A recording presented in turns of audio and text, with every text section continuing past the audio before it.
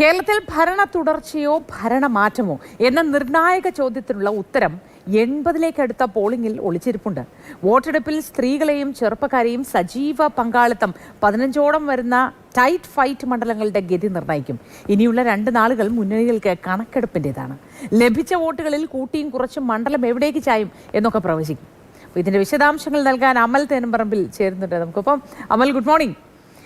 ഞാൻ പ്രേക്ഷകരോട് തുടക്കത്തിലേ പറയുകയായിരുന്നു, ഇനി അങ്ങോട്ട് കാൽക്കുലേറ്ററൊക്കെ അടുത്ത് വെച്ച് കണക്ക് കൂട്ടിയും കിഴിച്ചും മുന്നോട്ടുള്ള കാര്യങ്ങൾ ആലോചിക്കുകയും പ്രവചിക്കുകയും ചെയ്യുന്ന സമയമാണ് എന്ന്. നമുക്ക് എങ്ങനെ വിശകലനം ചെയ്യാം ഈ പോളിംഗ് ശതമാനം ഉയർന്നതിനെ, ഈ മുന്നണികളുടെയൊക്കെ പ്രതീക്ഷയെ?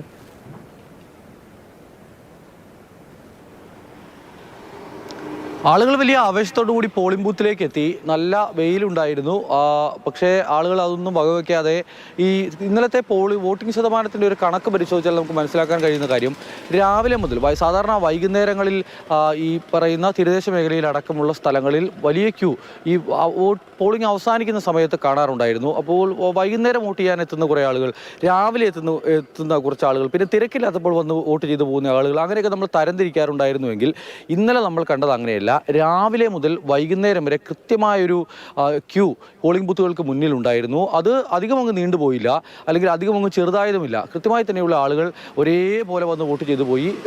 തിരുവനന്തപുരത്തെ ഈ പൂന്തറ പോലെയുള്ള സ്ഥലങ്ങളിലൊക്കെ സാധാരണ തെരഞ്ഞെടുപ്പിൽ, അത് തദ്ദേശ തെരഞ്ഞെടുപ്പാണെങ്കിലും ലോക്സഭാ തെരഞ്ഞെടുപ്പാണെങ്കിലും നിയമസഭാ തെരഞ്ഞെടുപ്പാണെങ്കിലും ഒക്കെ വൈകുന്നേരം ഒരു 4 മണി തൊട്ട് ഒരു 6-7 മണി വരെയൊക്കെ വലിയ ക്യൂ ഉണ്ടാകാറുള്ളതാണ്. ഇന്നലെ കൃത്യം 6 മണിക്ക് പക്ഷേ എല്ലായിടങ്ങളിലെയും ഗേറ്റ് ക്ലോസ് ചെയ്യാൻ പോലീസിന് കഴിഞ്ഞു എന്നുള്ളത് വളരെ പ്രധാനപ്പെട്ട ഒരു കാര്യമാണ്. അതായത് രാവിലെ മുതൽ ആളുകൾ ഒരു തീരുമാനമെടുത്ത് പോലീസ് സ്റ്റേഷനിലേക്ക് എത്തി. ആ തീരുമാനം എന്ത് എന്നുള്ള കാര്യത്തിൽ മുന്നണികൾക്കൊക്കെ വലിയ ആശങ്കയുണ്ട്. എന്താണ് ജനം വിധി എഴുതിയത് എന്നറിയാൻ വേണ്ടി ഉള്ളൊരു കാത്തിരിപ്പ് എന്ന് പറയുന്നത് ചെറിയ കാര്യമല്ല, വലിയ ആകാംക്ഷ.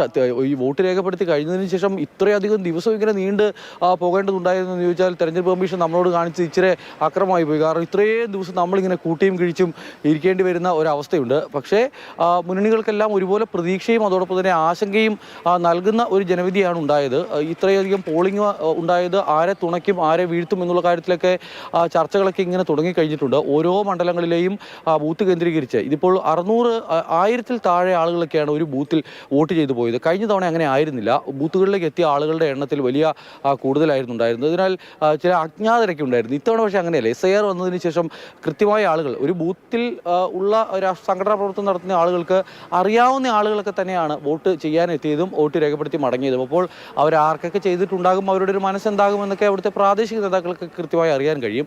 അതിനാൽ തന്നെ ഈ ബൂത്തിൽ നിന്നുള്ള കണക്കുകൾ കൃത്യമായി കിട്ടിയാൽ ഒരു മണ്ഡലത്തിൻ്റെ പൾസ് എന്താണ്, ഏത് തരത്തിലാണ് ഒരു മണ്ഡലം ചിന്തിച്ചത് എന്ന് പ്രധാന രാഷ്ട്രീയ പാർട്ടികൾക്ക്, ഈ ബൂത്തിൽ ആളുള്ള രാഷ്ട്രീയ പാർട്ടികൾക്ക് അറിയാൻ വലിയ ബുദ്ധിമുട്ടുണ്ടാകില്ല. അതിനാൽ ഇന്ന് വൈകുന്നേരത്തോടു കൂടി കൃത്യമായൊരു കണക്ക് ഈ മുന്നണികൾക്കുണ്ടാകും എന്നുള്ളതാണ് നമ്മൾ പ്രതീക്ഷിക്കുന്നത്. കാരണം അവരുടെ നാട്ടിലെ ആളുകളാണ്, അവർ ആർക്കൊക്കെ വോട്ട് ചെയ്യാൻ സാധ്യതയുണ്ട് എന്നെങ്കിലും വിലയിരുത്താൻ അവർക്ക് കഴിഞ്ഞേക്കാം. അവരൊക്കെ പലവട്ടം ഈ വീടുകളിലേക്ക് എത്തിയതാണ്. വീടുകളിലെത്തി വോട്ട് അഭ്യർത്ഥിക്കുമ്പോൾ അവരുടെ ഒരു മൂഡ് എന്താണ് എന്നൊക്കെ ഉള്ളത് അവർക്ക് മനസ്സിലാക്കാൻ കഴിഞ്ഞിട്ടുണ്ടാകണം. അപ്പോൾ അങ്ങനെയാണെങ്കിൽ എന്താണ് ഒരു ട്രെൻഡ് എന്നുള്ള കാര്യത്തിൽ ഇന്ന് വൈകുന്നേരത്തോടെ കണക്കൊക്കെ എടുക്കുമ്പോൾ അവർക്കൊരു വ്യക്തതയുണ്ടാകും. പക്ഷേ അതിനുശേഷവും നമ്മളെപ്പോലുള്ള ആളുകൾക്ക് കൂട്ടിയും കിഴിച്ചും ഇങ്ങനെ ഇരിക്കേണ്ടി വരും.